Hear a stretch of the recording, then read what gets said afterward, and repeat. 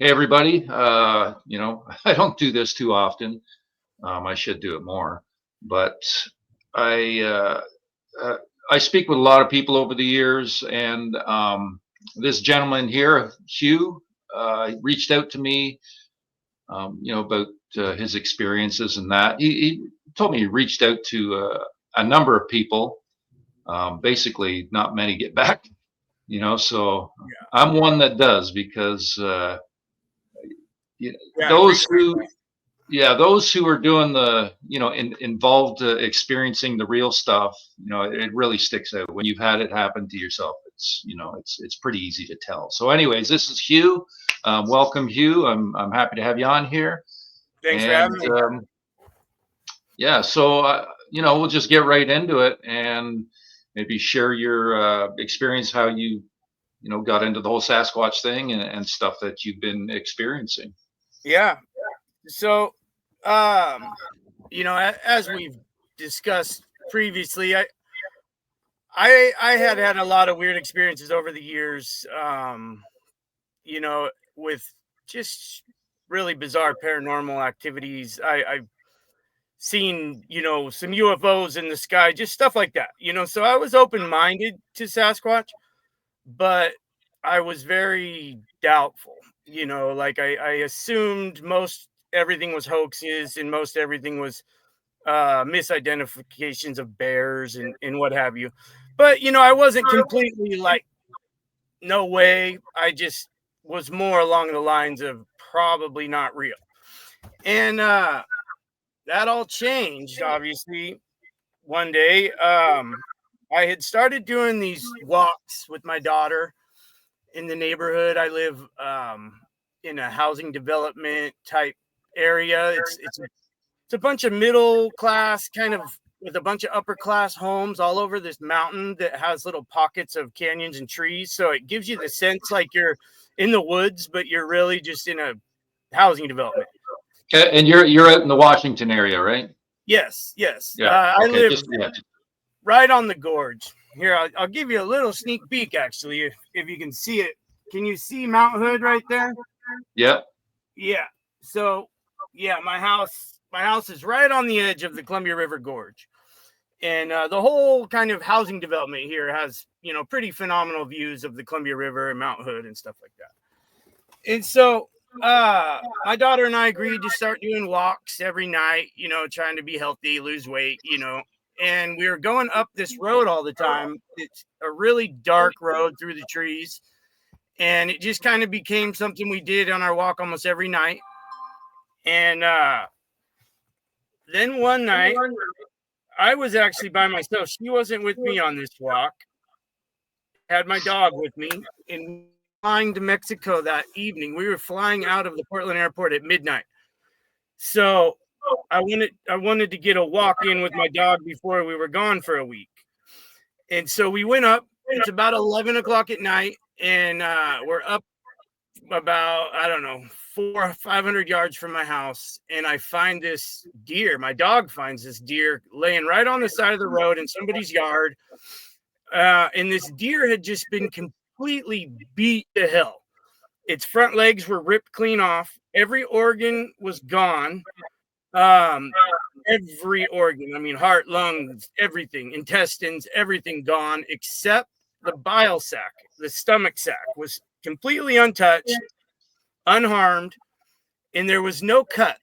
Everything that had been done to this deer was done with brute force, pulling, tearing, ripping. I mean, it was just bizarre. And I have pictures of this.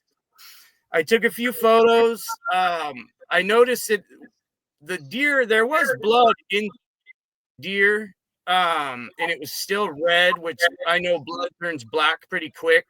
So it was fresh, no odor, and there was no blood in the grass. So I knew this deer wasn't butchered right where it was at. And kind of freaked me out, that something in my neighborhood could do this to a deer. Um, I know enough about wildlife to know that that wasn't a bear or a fear. Whoever the hell did this to this thing, I didn't know what did it. And it was pretty nerve wracking, this close to a dark, foresty kind of road that I walk every night with my daughter, and there's something out there slaughtering deer in this world. So I had to go back home, and I couldn't do anything about the deer. I wanted to make phone calls. I wanted to do stuff, but I had to get everything ready for plane leaving in an hour, so time was limited. So we left, went to Mexico, did our spring break thing. By the time I got back home, I went right up to check on the deer, and the deer was gone. So this incident, Sorry. What was the time frame there? we were gone for a week. No, I mean with the deer, seeing the deer and then it being gone. It was, well, I don't know, because I had an hour till we were leaving to catch a plane. So I couldn't do anything. I just took some pictures and got the hell out of there. But by Okay, the so it was time, gone when you come back a week later. Okay. yes. All right. And so that kind of piqued my curiosity, like, what the hell is out here? Like, especially in my neighborhood of all places, this isn't like the wilderness where I live. I mean, I got Highway 14 just a few hundred yards away, and directly on the other side of the river is Gresham, Oregon. And, even though we're right on the edge of all these mountains, that are wilderness, you can see wilderness in every direction, but neighborhood is not wilderness, so it was just really strange. Started watching videos about Dog Man and Sasquatch and, everything, just trying to make sense of what the hell this all is. And started watching a lot of Sasquatch stuff, and came across, like Todd Standing's videos, came across them, and saw these faces, of Sasquatch that he had supposedly captured, and I was kind of blown away. Like, if these are real, like, why isn't this a bigger deal? Why haven't I ever heard of this guy? Like, a lot of different things Sasquatch related was just burning bright in my mind. Sorry to interrupt. I'll just say too, Yeah. we had a good chat about him. Oh yes, yeah, and we could probably get into that too, depending on time wise, or maybe a later video, because there is a lot that we could say about that guy. But for now, I'll stick to just the story. He might come into it though. So I had a trip going up into the mountains. I do a lot of just amateur rock mining, rock hounding. I go up there with power tools and I break crystals and agates out of mountainsides, collect them, cut them, polish them. I'm not like a spiritual, like, I don't know anything about the magical healing powers of rocks. Some people are really into that. I just do it as a hobby. It's like a treasure hunt and an art project. And I just kind of something I've been into for years. And the rocks are kind of significant to my whole Sasquatch experience, and I'll kind of explain why. So I'm up in the middle of nowhere in the mountains near the Oregon-Washington border, close to the coast, the Pacific Ocean, up in logging territory, like no national parks or anything up there, just acres and acres of logging land in every direction. And I'm breaking rocks, and I'm running my hammer drill off of a generator, and I'm by myself at the time. For hours I'm working on this rock, and I'm getting just burned out on it. And I said, and I'm thinking about Sasquatch, I'm thinking about the videos I've been watching. And so I said, I want to go up to this little viewpoint up here, and I'm going to look down that hill and see if I can see a Sasquatch, just on a whim, like, why not? So I shut everything off, and I climb up this big old cliffside, and it's crumbling and falling, the whole way up. And I'm picking up rocks along the way. So I'm kind of rock hunting as I'm climbing, and I'm just putting rocks in my pocket as I'm going up there. And as soon as I get to the top and I look out, so I'm up high, like in the clouds, and I'm looking down into a lower valley below. And it wasn't even like 10 seconds of viewing, and I'm staring at something, and I'm saying to myself, oh, that's funny. That actually looks like a Sasquatch right there. I'm not even for a second seriously considering it was, just like staring at this shadow or stump or whatever it was, and then it starts walking, and its arms are swinging, and I'm just like blown away. Like, what is going on here? Like, how am I looking at a Sasquatch right now? And so I'm watching it walk, and it was very like distinct, not a bear. A lot of people want to say, oh, it was probably a bear. I've seen bears more times than I can count. This thing walked with a stride. It had arms. It even did this thing, that like I will do when I'm walking through like tall weeds or grass.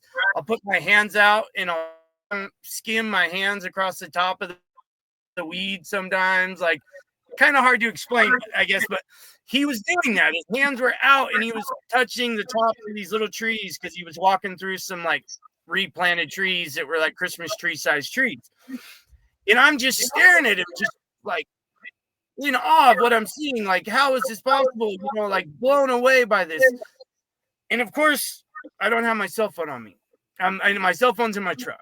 And my truck was within eyeshot. I could see my truck from where I was standing. So I'm looking at the Sasquatch. I'm looking at my truck. And I'm like, what do I do? What do I do? Do I take my eyes off this thing, go get my phone, or do I just stare at it for as long as I can? And then I was thinking about some of my UFO experiences where I didn't manage to capture them on camera, and how just devastated I was by that. And so I just said, screw it. I don't care. If I don't record this, nobody's going to believe me. So I'm going to get the phone. And so I bombed down the cliff, up and down, causing an avalanche, hit the gravel below, sprint as hard as I can to my truck, and every pocket on my overall kind of work suit I was wearing was full of rocks. So I'm sprinting across with all these rocks, and I get to my truck, I get my phone, I empty all the rocks out of my pocket, sprint back to the cliff, climb back up there, get back up there, and immediately I'm looking, and I can't find it, at first.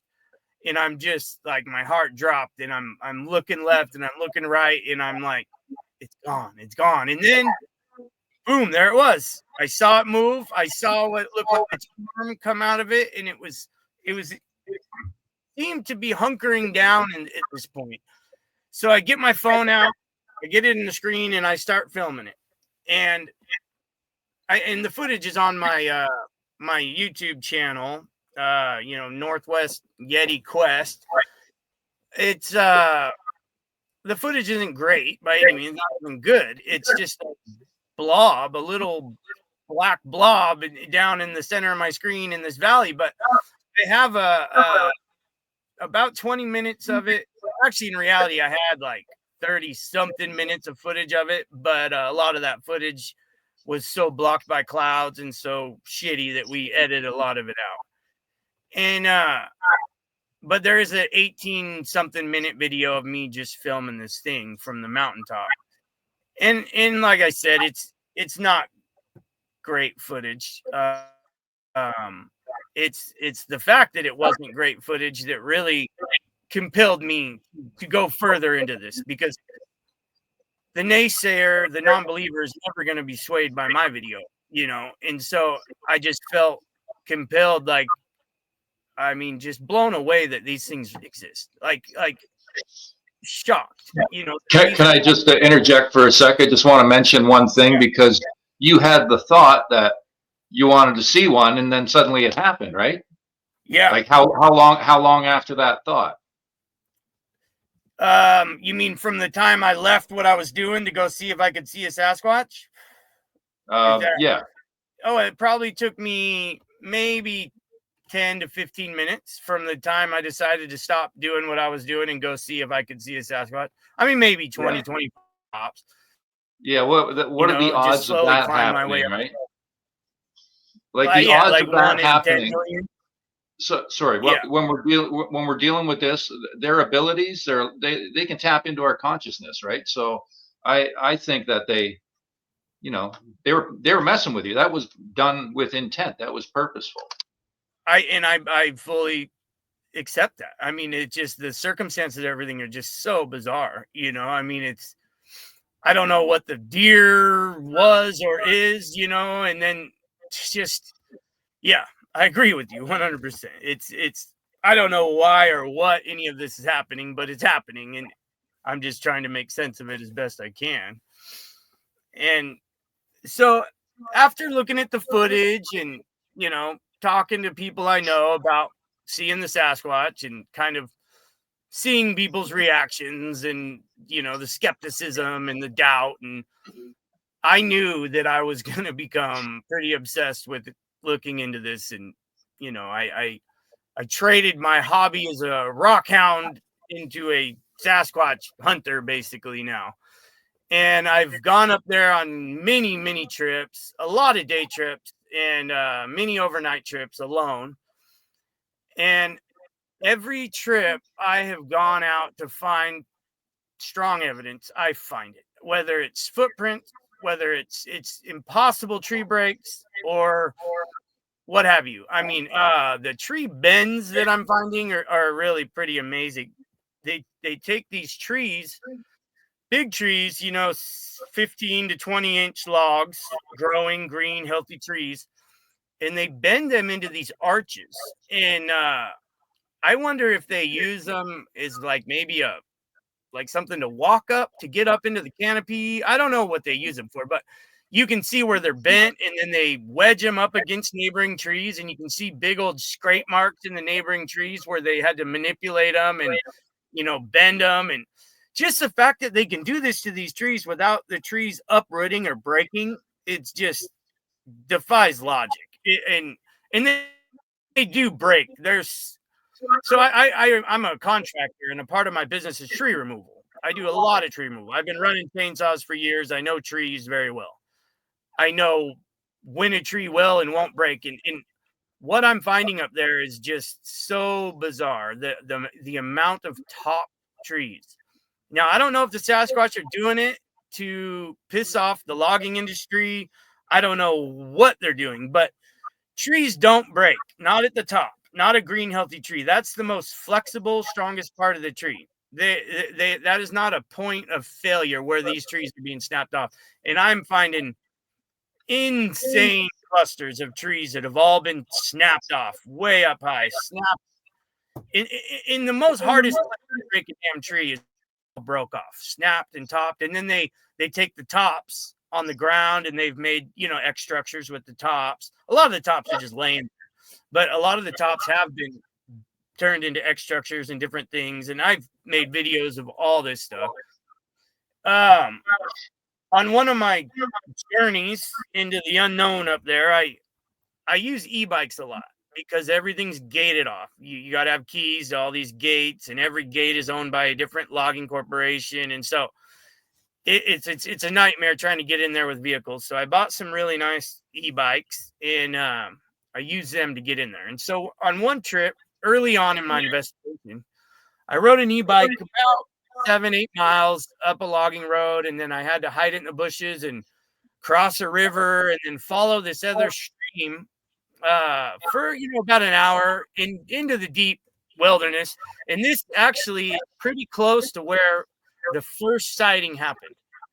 And what I found is a site of upside down trees, logs literally spun around upside down and stabbed into the ground. Some of the logs roots on, because some of them are just logs that have been left behind from logging operations. So they actually even have cut ends, chainsaw cuts in them. And they're just picked up and stabbed into the earth like long lawn darts. Some of them are 30 feet high in the air, maybe, in all different sizes. Some come up to my chin, just a root ball up to about my chin. And then some of them are 25 feet high in a 18-inch log. And it's all river rock, compacted river rock in this valley. It'd be the hardest shit to ever dig in. I mean, I would never want to even try to run a postal digger into this rock. It would just be a nightmare.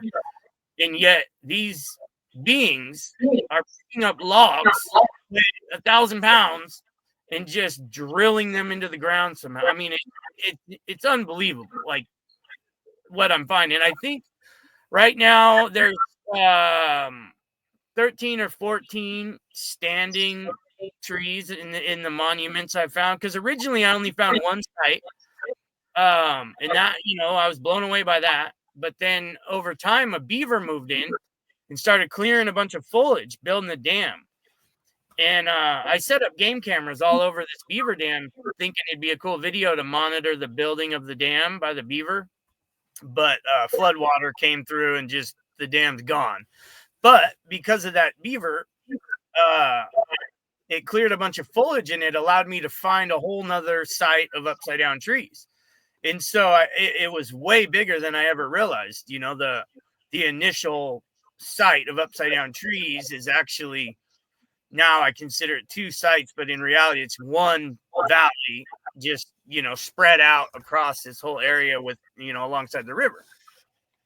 And so that was a pretty big deal for me. That was early on. That was one of my first big discoveries, the upside down trees. And it's also important to mention footprints. I find footprints all the time. I have a lot of videos of footprints. I don't do casting. I need to learn how to do casting because I have passed several really good castable prints, but most of my prints aren't castable. It's all moss and pine needles but I regret that. I should have casted some of these, and I'm going to this spring and summer when I get back up there.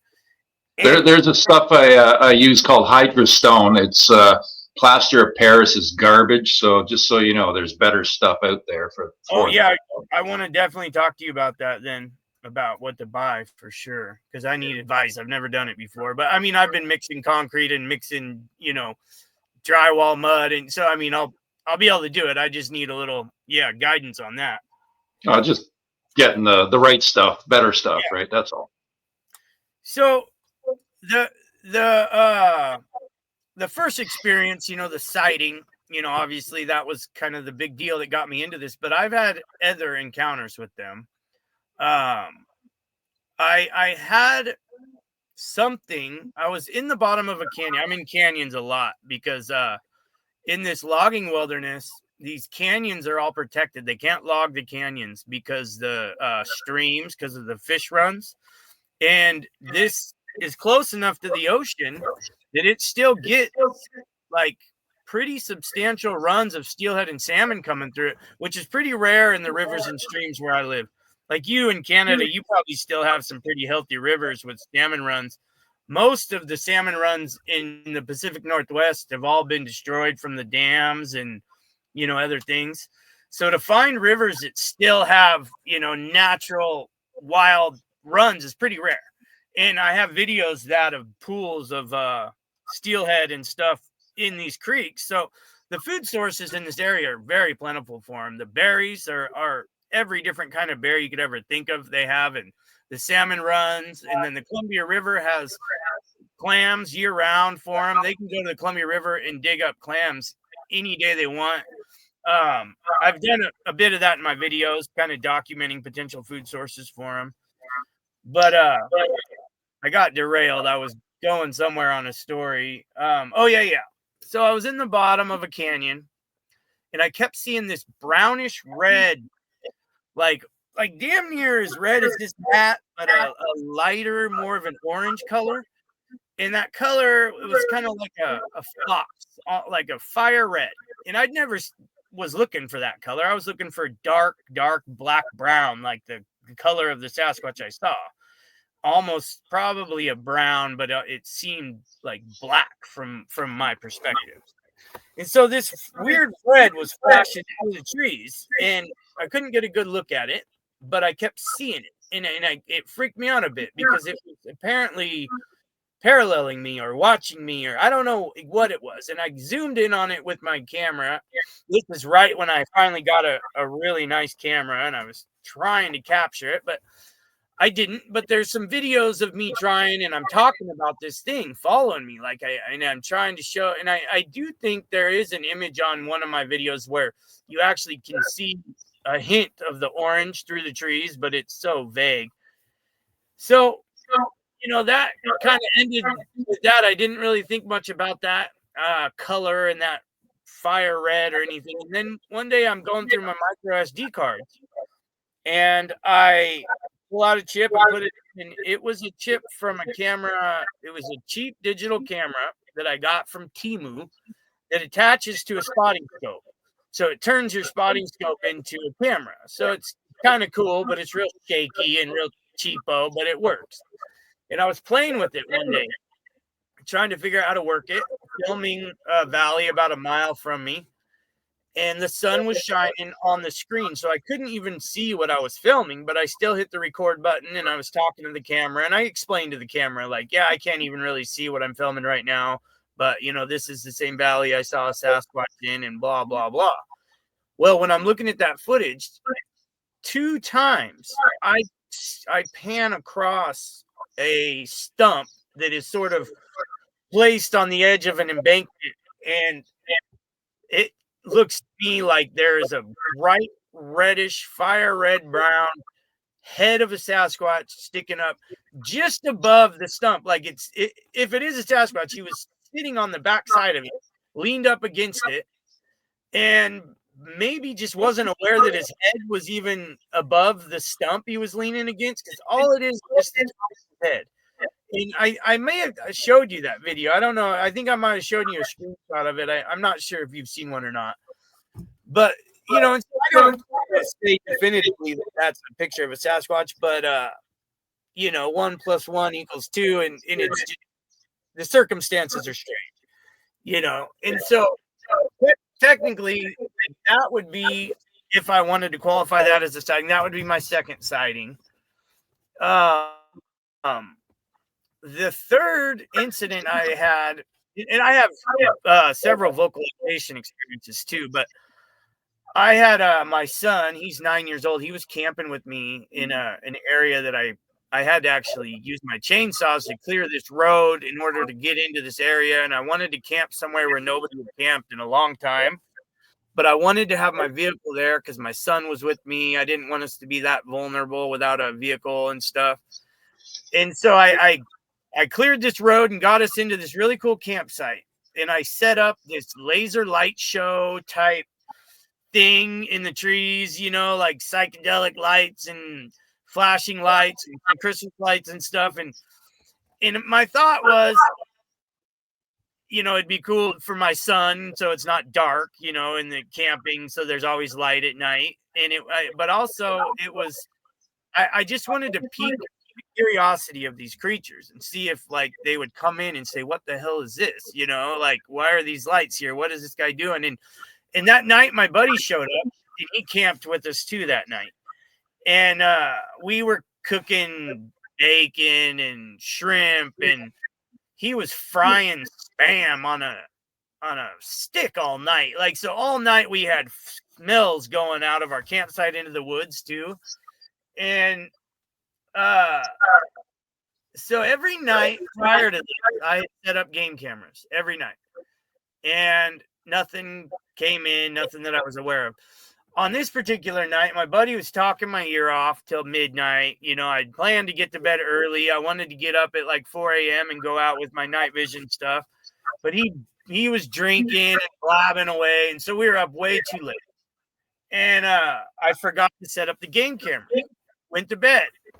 At 3:45 in the morning, my alarm goes off, and I wake up, go to shut my alarm off, and there's a shadow across my tent of something huge. Something big was right outside my tent, and the shadow goes right across my tent.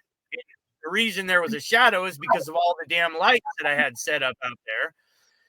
And so I spooked it. I think the phone made a noise, and this thing spooked its way out of there. And so I'm laying there. I got my son next to me. There's something big out in my campsite. So I thought about getting my night vision and going out there and looking after it, but I just didn't want to leave my son alone in the tent. You know, I just don't know exactly what I'm dealing with.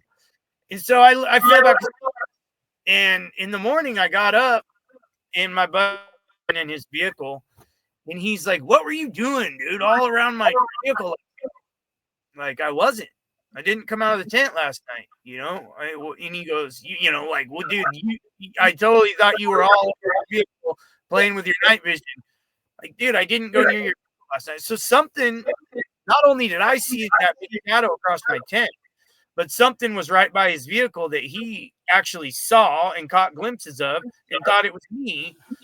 And so that's pretty close quarters, that means, if it was a Sasquatch, that means that it was within a few feet of us, and I plan on replicating that exact scenario. I'm going to make the light show even a little more impressive, and I need to get back up there and do that because that was my last trip out into the woods.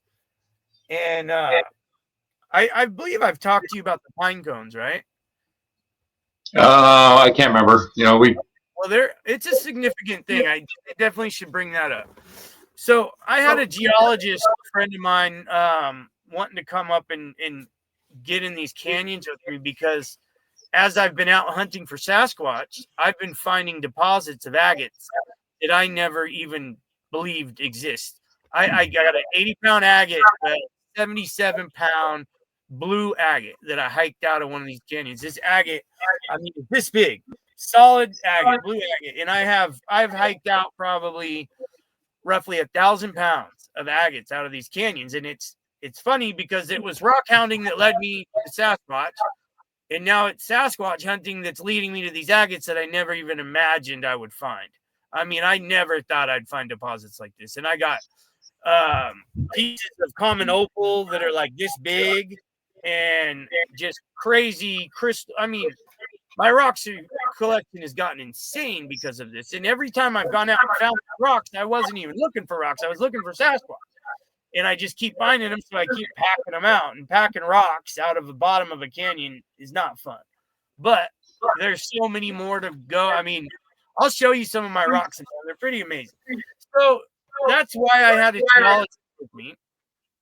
He wanted to come see some of these deposits, and he's a friend of my brother's girlfriend's friend or whatever.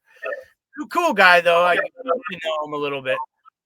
And we're on our way out to go rock hounding in my Sasquatch area, and I see a brand new arched tree on the way out. A big old tree that had been bent into an arch.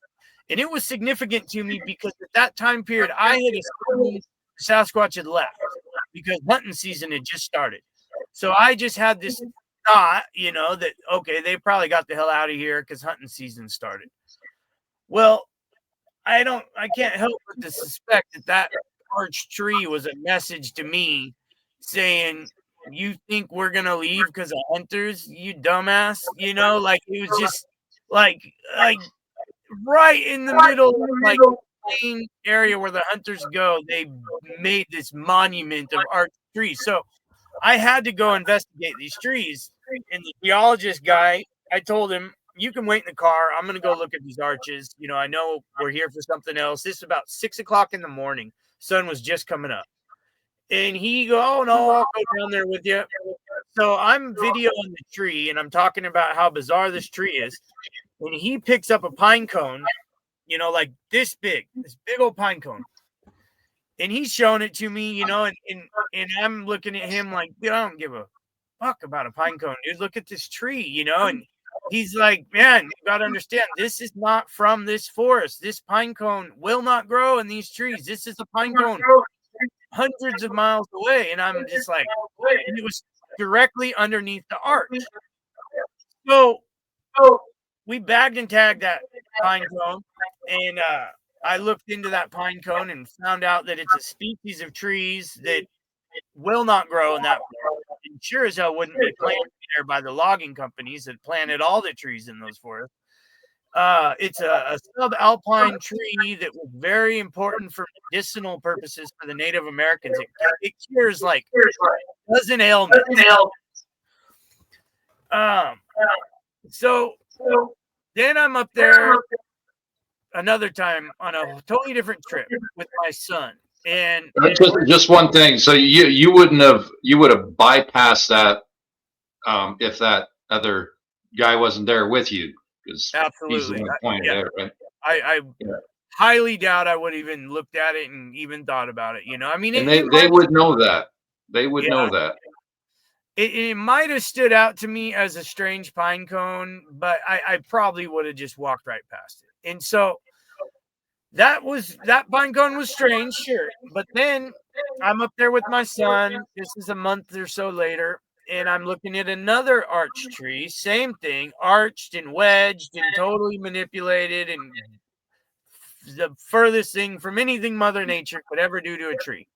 And I'm filming the tree, and my son, my little 9-year-old son, goes, "Hey, Dad, what's this?" And I turn around and I look, and it's another one of those pine cones directly under the arch, stuck into the mud, like stabbed into the mud.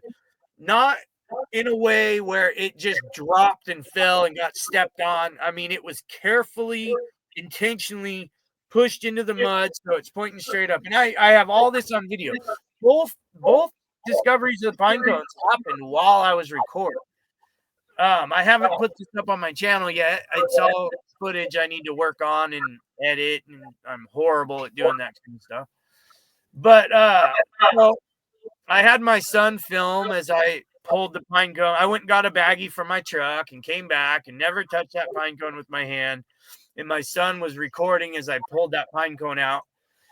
And these pine cones have a lot of significance because, I mean, if you accept that they were brought there by a Sasquatch, which I fully believe, it shows that these beings, entities, whatever you want to call them, they travel distances. You know, I mean, the nearest subalpine forest could be approximately 200 miles away, up into the Seattle forest areas. And so, I mean, I don't know that it proves that they're migratory, but it would definitely prove that they're transitory. You know, I don't, or you know, a different group maybe came in. Or because I've been, experiencing some pretty phenomenal stuff over the years that they can possibly, travel great distance like that and come back. Yeah, you've talked to me about that, and I sure. I mean, I believe it. These things can probably do just about anything. We had one night where we're sitting, by the water, and they were vocalizing on the other side of the bay. And that one that was vocalizing, all of a sudden it's there, and then it's behind us, and it was absolutely impossible to travel as fast as it did. It was just like, right around this whole bay in seconds, right? It was unbelievable. And, there's been other incidents too that show me, their ability to travel, right? So I just want to throw that in there. Yeah. And that was a big reason why I wanted to talk to you originally, because I'm on the Columbia River, and I wanted your opinion if you think that they would cross that river. There's other grounds on the other side of the river I want to investigate and stuff. And I believe that you when I asked you that question, you said, yeah, absolutely, they could get across that river if they wanted to. And I'm from what you're describing, they could just pretty much snap their fingers and appear on the other side of the river if they wanted to.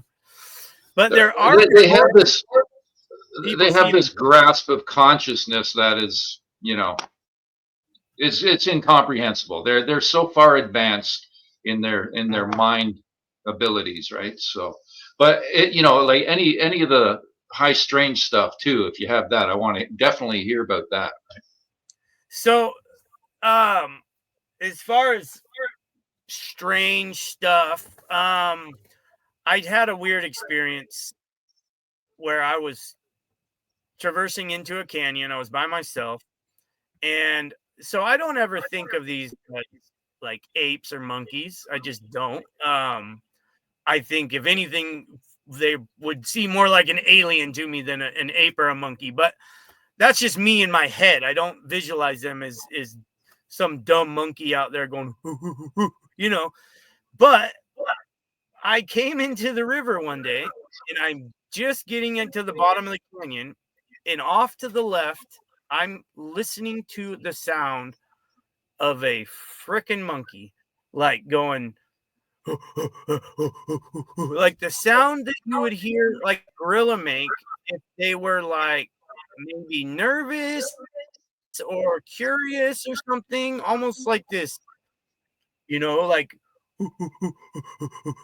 and it was so close to me.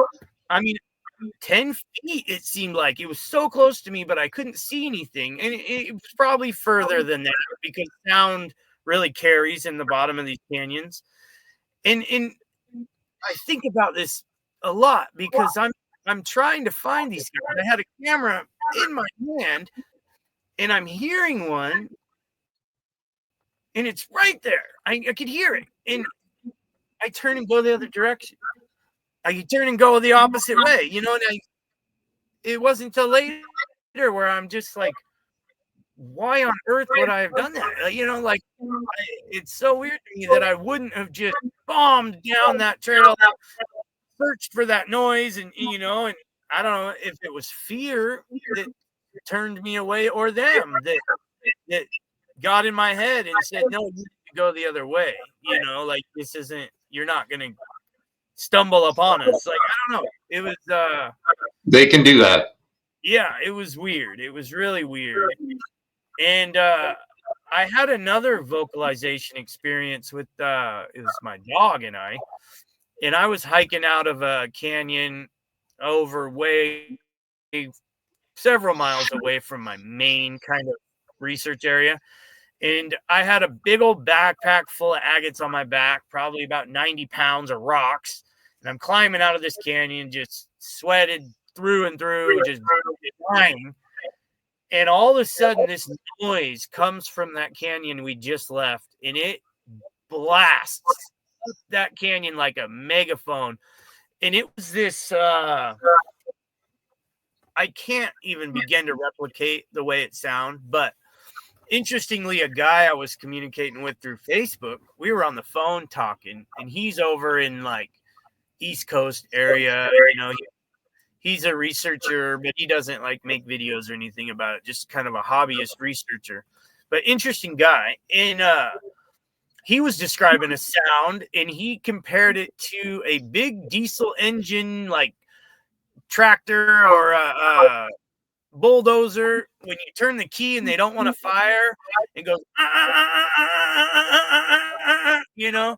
he just, and he made all the stand up, and I'm like, oh my god, that is what I heard, dude, and I never knew what to compare the sound to.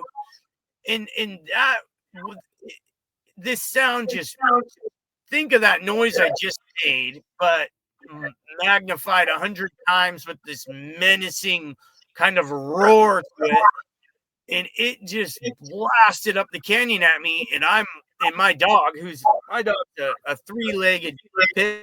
She's missing her hind leg. She does fine on three legs, and she thinks she's a badass, and she's a really good watchdog. But when she heard that noise, she just shrunk, her ears went back, and she looked at me like, save me, and it's so frustrating because I had that camera. I had a helmet cam at the time I got from Temu, and I hadn't seen the footage they create. Garbage, just garbage footage, no audio whatsoever. There is a scene where you see my dog just ears go back and I know that was that moment, but I didn't capture the audio. But it was, I don't know what to make of it. If it was a warning, don't come down here. And I've been back down in that canyon many times since then. I have game cameras down there this very moment. But it didn't feel like warm and fuzzy, like whatever that sound was, I don't know. And then other than that, I've had some really weird whistle experiences. There's a wildlife refuge nearby that's protecting these white-tailed deer that are endangered. And I go there in the middle of the night because I drive through there, and it's really cool. It's really eerie and peaceful at the same time. It's right on the Columbia River, and it has all these animals that are protected in there. You can't hunt in there. So during hunting season, you could go in there and see herds of elk and everything. And so one night I was there with my night vision, and I'm following these owls that were hooting at each other back and forth. And I didn't think it was owls. I actually thought it was possibly Sasquatch, and This is after I'd had these weird whistle experiences in the canyons. I'd had something was like following me, sort of, and whistling at me the whole time. Like, I don't know if it was letting me know it was there or what, but everywhere I went, something was whistling at me, a really loud whistle, a weird whistle. And so I'm sneaking in closer and closer to hooting owls that were like conversationalizing through their weird hoots. And all of a sudden, something comes up beside me and whistles in my ear as if 3 inches from my ear. I mean, it was like scared the shit out of me. I just whistled in my ear, and I almost fell down. I stumbled backwards, and I'm looking all around. I can't see anything, and I just beeline right back to my truck. And my truck was only 20 yards or whatever. It wasn't that far, but back to my truck. Heart was beating, and that was pretty profound because whatever that was, I feel like was inches from my ear. I mean, it was really, really freaked me out. And then the most bizarre thing about it is when I played the footage, there's no whistle. The footage didn't capture. Oh, and I forgot this part. Immediately after the whistle hit my ear and scared the shit out of me, the whole wildlife refuge erupted with elks bugling, coyotes howling, and everything. It was very weird, very bizarre. Can you repeat that last part? Because Yeah. the connection went a little bit wonky there. Okay. After the whistle hit my ear, that whole wildlife refuge erupted with elks bugling and coyotes howling and whatever other animals, I don't know, but it was just really, really bizarre. Something blasts in my ear with a whistle, scares the shit out of me, and then the whole wildlife preserve just erupts with noise. So did you have audio recording or something recording? Yeah, I do. I was using a night vision camera type thing when this happened, and Okay, so it should have been on there then, right? it should have been. The whistles definitely should have been, but this camera doesn't pick up far away audio very well. No, I mean the whistle. So do you think possibly that could have been telepathic in your mind? It's possible, yes. Like right there, that close, because they can do that, right? I've experienced it so many times at this point, right? The fact that it wasn't on the recording.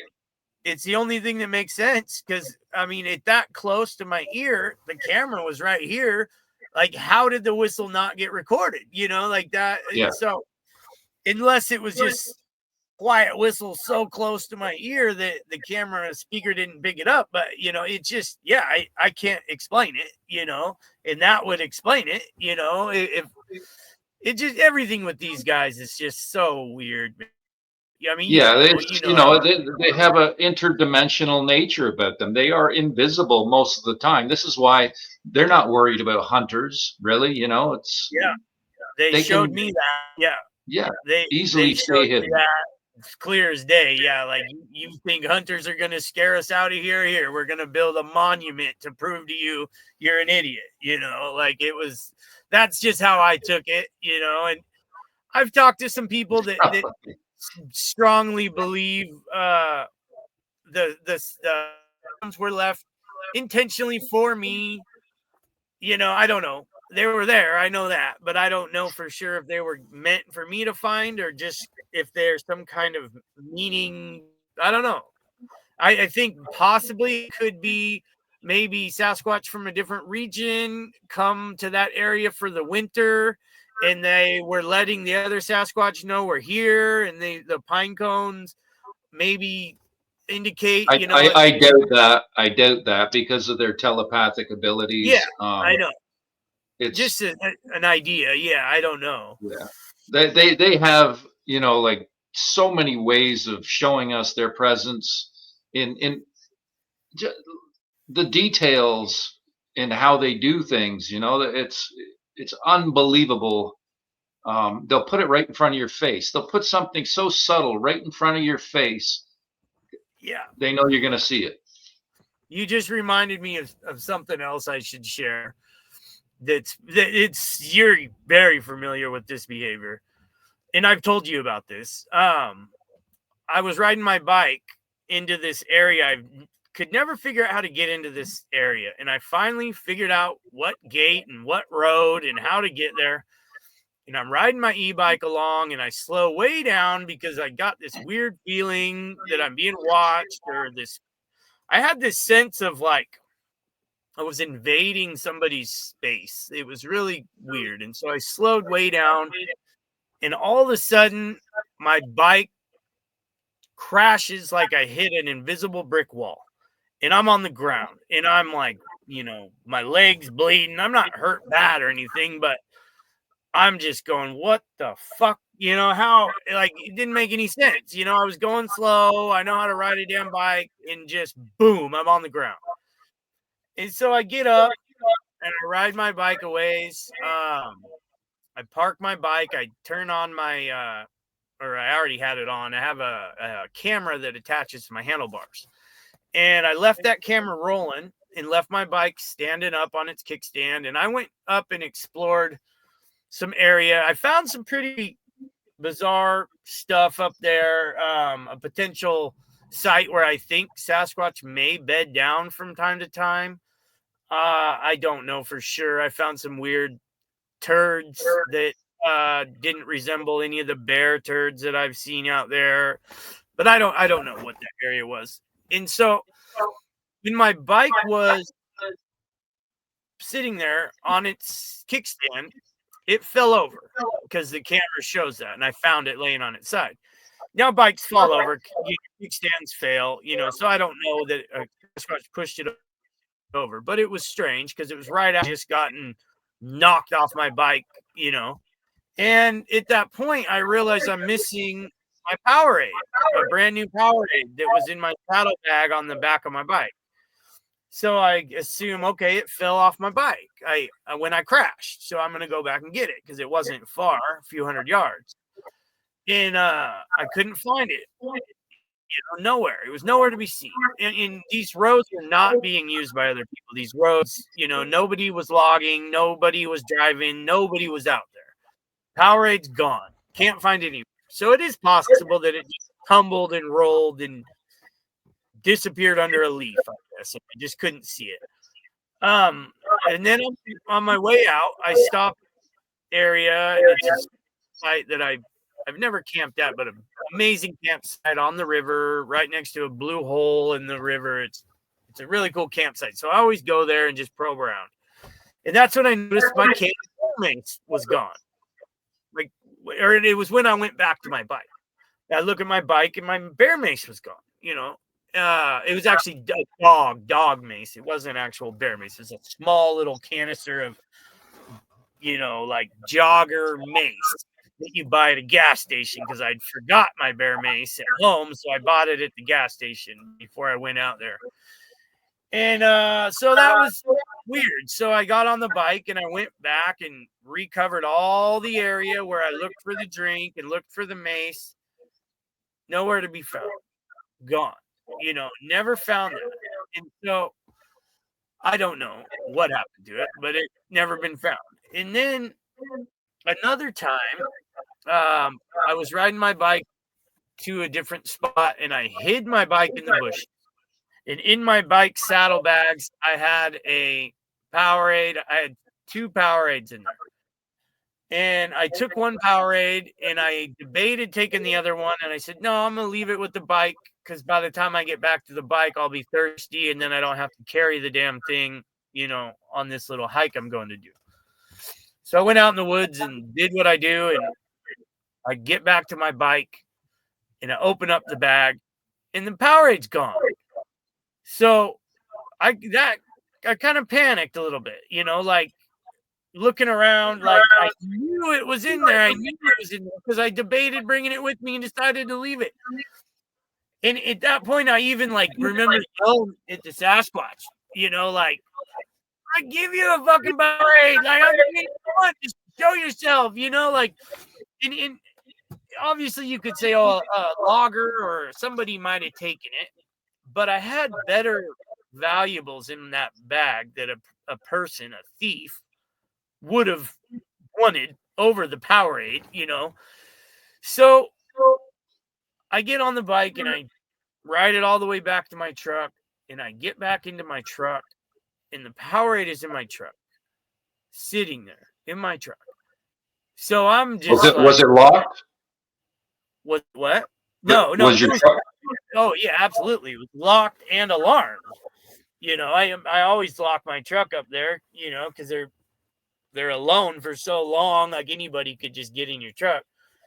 And so I had to really sit there and debate my sanity for a while, like thinking, is there any way that I'm just completely wrong and that I never put this thing in my bag, and I'm just like, how?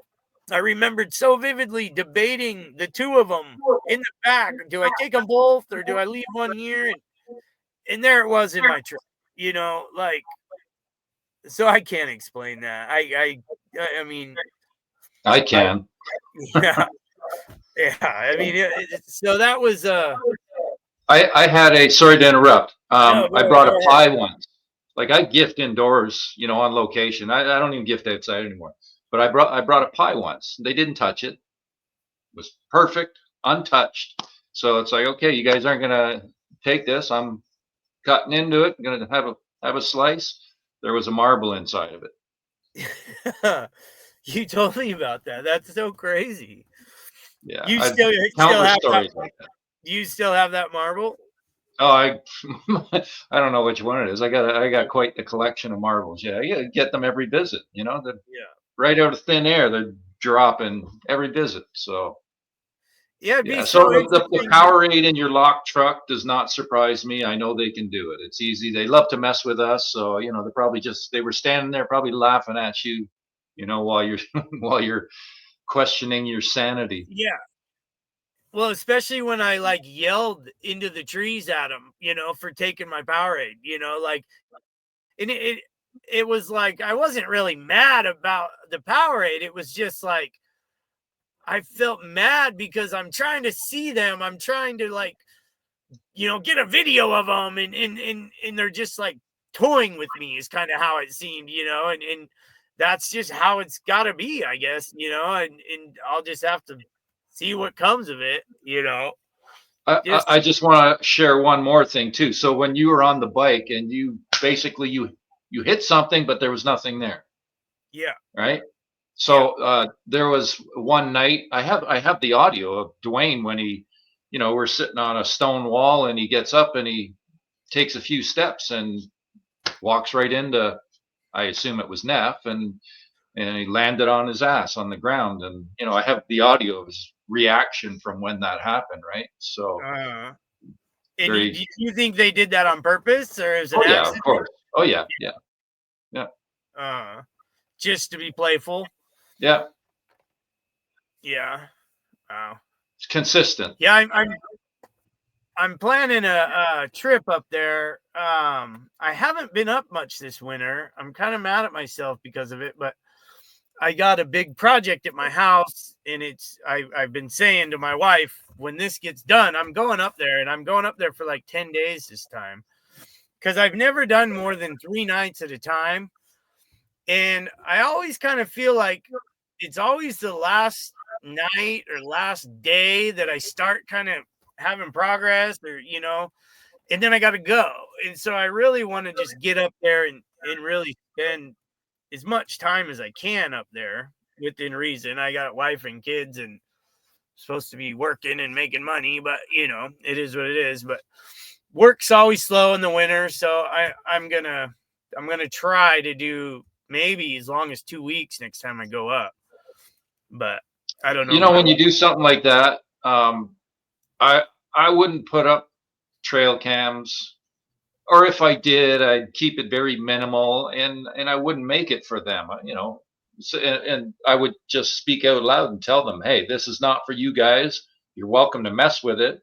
Please don't, harm my equipment. But audio, They don't mind audio, and just tell them what you're doing too. So this audio recorder, this only allows me to hear sounds. I can't see anything with it, you know. So that's what I do, anyways. It's Yeah. the success I've had with audio is just incredible.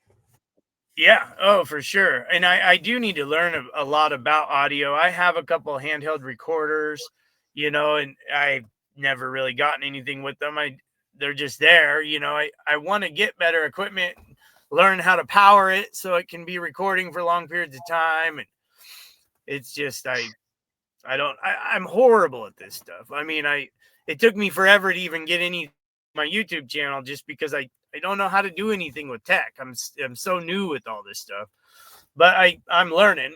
I think I probably have, I don't know, 10 shorts on YouTube now and a couple little videos. So I think I have like 10 subscribers, but my channel's only been up for a week or two, so we'll see how it goes. And So what's your channel again? Just so so everybody yeah, hears that. it's Northwest Yeti Quest Columbia River Cryptids. Please subscribe. I need them bad. And it's I've debated changing the name, but that's the name for now. That's the name I got. And so I'll be sticking with it. But it's going to get a lot better. My footage right now is all my first stuff I made. With some of it was done with some pretty cheap cameras, and I didn't have a great camera presence. You got to get used to talking to a camera. I've gotten a lot better with filming and everything. But so just know, anybody that watches these videos, the quality gets quite a bit better quite quickly.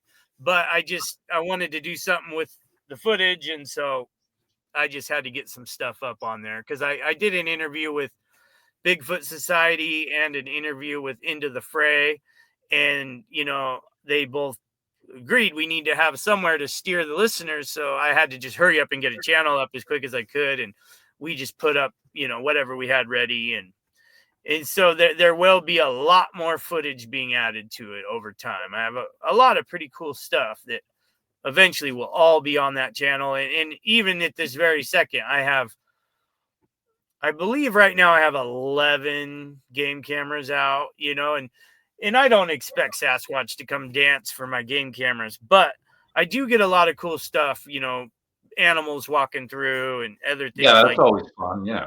yeah. And you never know. You might get a drunken Sasquatch that forgets to invisualize himself or whatever, So that's my hope with the game cameras, that one might just make a mistake and step in front of one, I don't know if they'll make a mistake, but the possibility is there that they may mess with it, give Yeah. you Oh, some they a have. flash of hair, that sort of thing. Um, but They have messed with one of them. I thought I may have told you this already, but it was a game camera I set up on this game trail down in the bottom of one of my canyons. And I go to check it one day. Hadn't been there since I set it up. And one of the clasps is undone, which I would never leave it unclasped. I'm pretty anal about how I set my game cameras up. So I see the clasp is open. So, okay, that's weird. And so I open it up, and it had been opened up and turned off.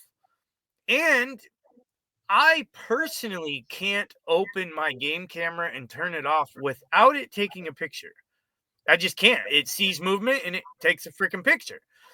Whatever turned it off was able to open it, turn it off, and close it, and no picture was taken. So there is like people that are watching, that see all these people that struggle with their game cameras. That's real. Like, I've set up fruit in front of my game cameras, came back, fruit's gone, not rotted away, gone. Fruit is literally picked up and gone. And there's nothing, not even a bird, not a squirrel, not a, so like there's these beings, these guys, they have powers that we just can't even wrap our head around, and it's hilarious to think how many like serious researchers are still out there looking for an ape or a monkey. Yep. It's like, come on, like we can go out and find elusive, albino cats, and we can go out and find like anything, any animal. Like there's a documentary that has followed them and documented them. You're trying to tell me that a 1,000-pound ape could be hiding from a, sooner or later we would have caught one and put it in a zoo. Like there's no way that we're dealing with just a primate out in our forest. There's so much more than that. It's hilarious. They can show up literally anywhere. I mean anywhere. In your truck. I've recorded vocal in my vehicle. I've had activity happen in my vehicle on several occasions with witnesses. Vocals at home, indoors, on location many times, which I've captured. I've recorded, because I was running audio indoors for a while. They finally told me at one point, okay, enough's enough. They don't want me doing that indoors because took 3 things before I was like, okay. And the last one was they dunked it in a pail of water, that was inside the cottage, right? Your recorder got dunked? Yeah, they didn't harm it, but they give it a bit of a dunk there, and they had pulled the card at one point. They pulled the batteries at another point, and it's like, all right, okay, no more indoor recording. That's because they didn't want you recording indoors. Yeah. You think? Yeah. Why? Yeah. Just because of how bizarre it is to have them indoors, or what do you? I don't know. They're indoors with us, like literally every visit.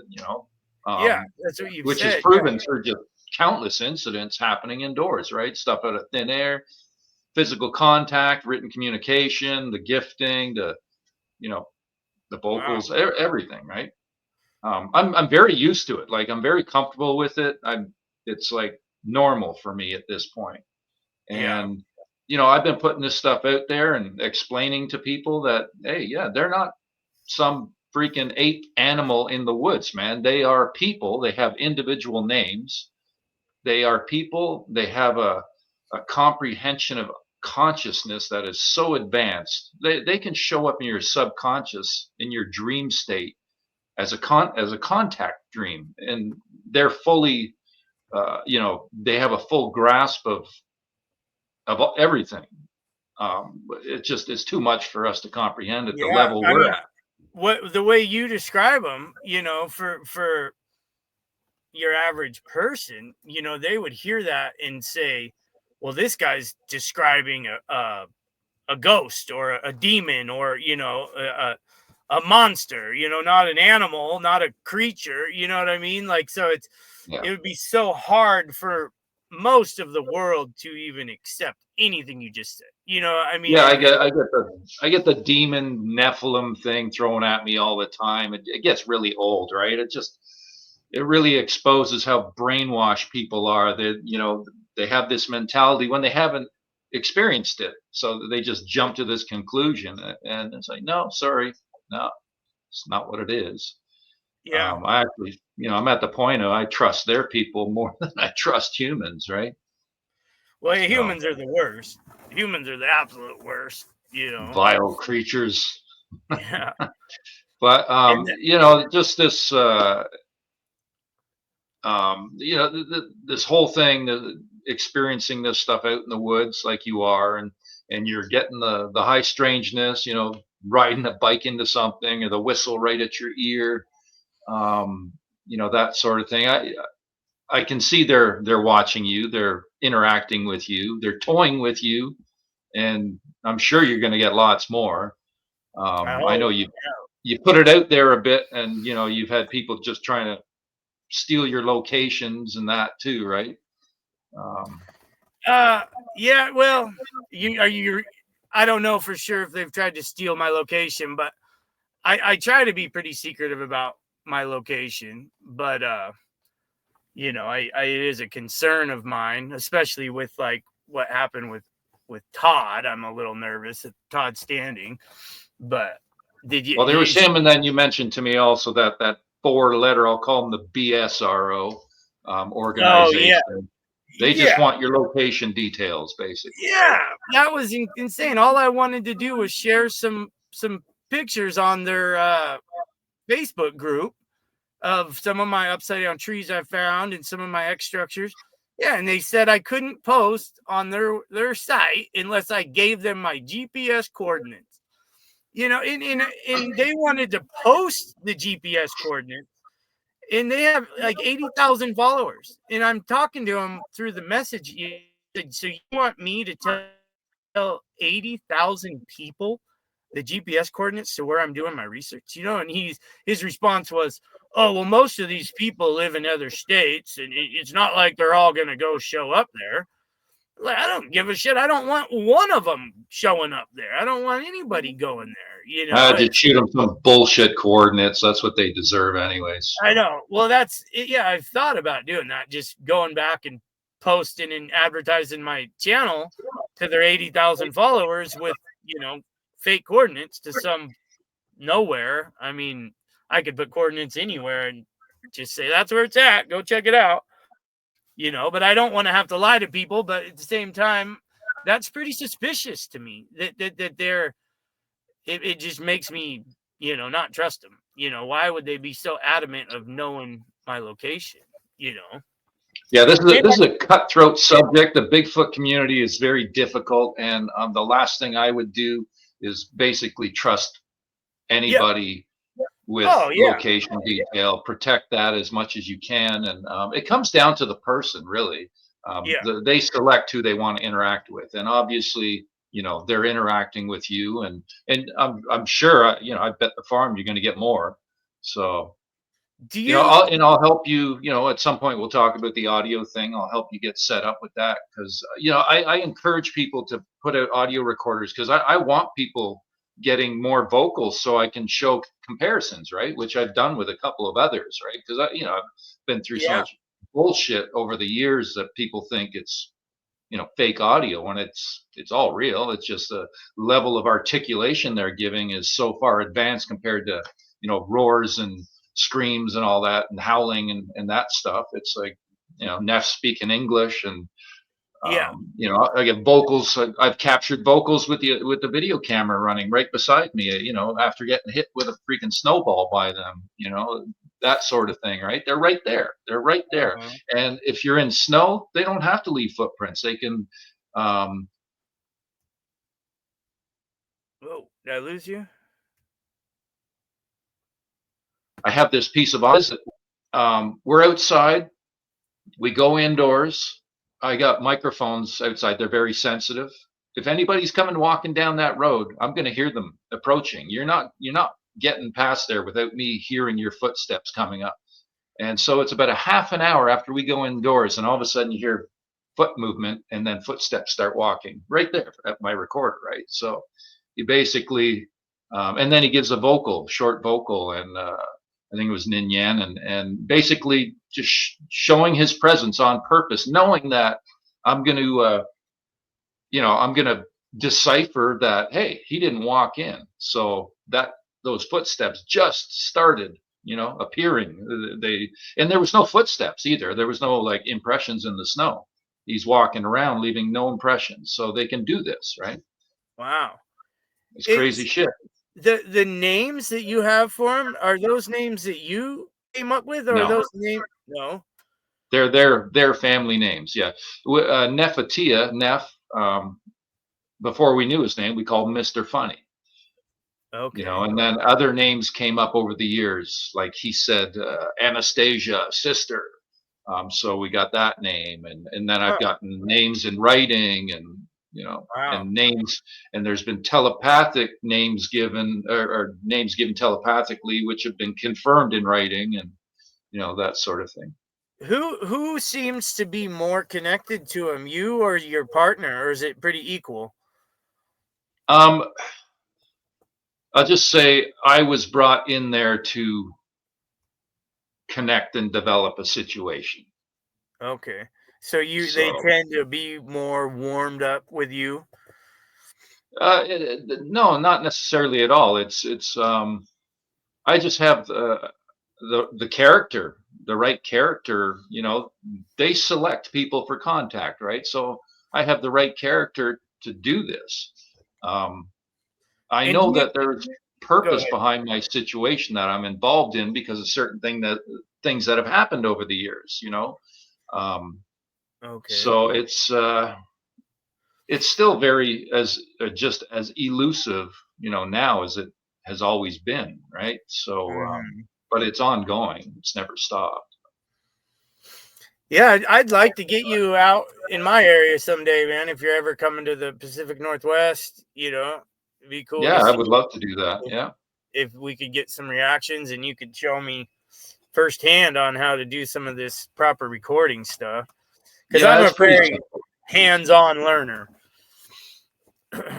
Yeah, we'll do it over like over video one of these days. I'll just show you. It's very simple. It's nothing. It's Yeah, easy. that'd be awesome. Yeah. So, Yeah, anyways, we're over. Yeah, I think we're. Uh, geez, might yeah, as well. hour 15. Yeah, that's what I thought. All right, so we'll you know call it a night, and I appreciate you coming on, Hugh. Thanks for sharing your Thanks for having me. experiences. I Yeah, man. appreciate you just communicating with me, man. I've been real frustrated with just trying to deal with other researchers and just how this whole community is really just been amazing at how much negativity I've experienced trying to communicate with, like, what I dealt with Todd and what I've dealt with, like, trying to talk to Jeff Mildrum. And it's so I appreciate you. I just want you to know that. Oh, I'm well aware about Meldrum. Yeah, I've dealt with him personally, and it's like, dude, nah. You got your Yeah, narrative that to maintain. You do you, and I'll see you. yeah, Right? man. It's a joke. The Mhm. whole television, the whole unfolding of this. It's such a slow pace. At one time, John Bindernagel, who worked with Meldrum, Mhm. John passed quite a few years back now, I think. Yeah, I can't I'm remember, maybe familiar. 2018 or something like that. He told me at one point, him and also Dimitri, they both asked me to, tone it down about their abilities. John had said, "You're so far ahead, it's a problem." And he said, I'll support you, but you gotta, kind of shut up about their abilities." And I was like, "Sorry, man, nope. I'll take my path and deal with what I got to deal with." But my thought was, no, let's give it all, and let them sort it out after the fact. Because if we don't, we're just going to be waiting and waiting and waiting for who knows how long with science, right? Oh yeah, Science is and that's bullshit that's it. subject. They want everybody to see it as a believable, science-based kind of creature, but it just isn't. I mean, and so because of that, you're never going to get a lot of these scientists to even look at it, because they just can't wrap their head around it. Yeah, I It's think as this whole UFO subject unfolds, and this disclosure gets exposed, it's all connected, right? So Yeah. it's all going to come to light. And the Sasquatch, they've shown me basically that we are in the midst of a reveal, right? It's not a discovery. It's not a discovery by science. That's a joke. It's a reveal by the Sasquatch, and they're making contact with more and more people. And I've watched this unfold, since 2013, when they basically told me soon your people will know. And I can see it growing and growing. And uh, people weren't even talking really about the paranormal aspect of them, or their abilities, um, prior to when I first got involved in this. Although, of course, the native culture has always said that about their Yeah. interdimensional nature. And then there was, I think, like one other really that was talking about that. That was Kawoni. And other than that, anybody that would try to speak about this stuff was just ridiculed, that, to make them go quiet. And that's where, I said, screw you. And I've stood firm, and it's like, let's bring the truth out, right? Yeah. And You now got it. look at how many people are, experiencing all this stuff now, right? It's insane. It's amazing. I know. It's growing. Yeah. People are waking up for sure. So, I'm happy to have people like you come on and share some of your experiences, that Yeah, delve into that high strangeness, like you said, riding yeah, your bike right into an invisible wall, or your Powerade ending up inside your locked truck, and yeah. That yeah, was it's wild. crazy. That was so bizarre. Yeah, and I hope to maybe down the road come back, man, and do an update with you on some new things that I ran into and stuff like that. Yeah, that'd be cool, man. I'm Yeah, sure the folks watching would appreciate that. Give us some updates once you gather some more experience. Well, in the field there. It's yeah. always fun to, and I'm I'm sure you're going to get a lot more high strangeness stuff. Orb activity is all related to this as well, right? Not just Sasquatch, but definitely is related to Sasquatch activity. yeah, If they prove to. I've had some orb experiences too. I got some pictures of some crazy orbs I got from my house actually looking out at the view. But I haven't had any orb experiences in my research area, but I suspect it'll happen. And it's not just orbs either. There's other strange light phenomena that comes with this. There's an experience I had with Dwayne. We were sitting outside one night. It was completely overcast. There was a very, very light snowfall. There was nobody around. We're sitting there, and suddenly, right in front of us, just across the road on the snowbank, it's like somebody flicked on a light switch, and there was this big triangular window of light with soft edges. It was the color of moonlight. It came on for about 5 seconds and then shut off like a light switch. And like I couldn't. It was dark, right? So we both said to each other, "Did you see that?" Yeah, I saw that. They knew we were looking in the same area at the same time, right? And they did this. It was pretty wild.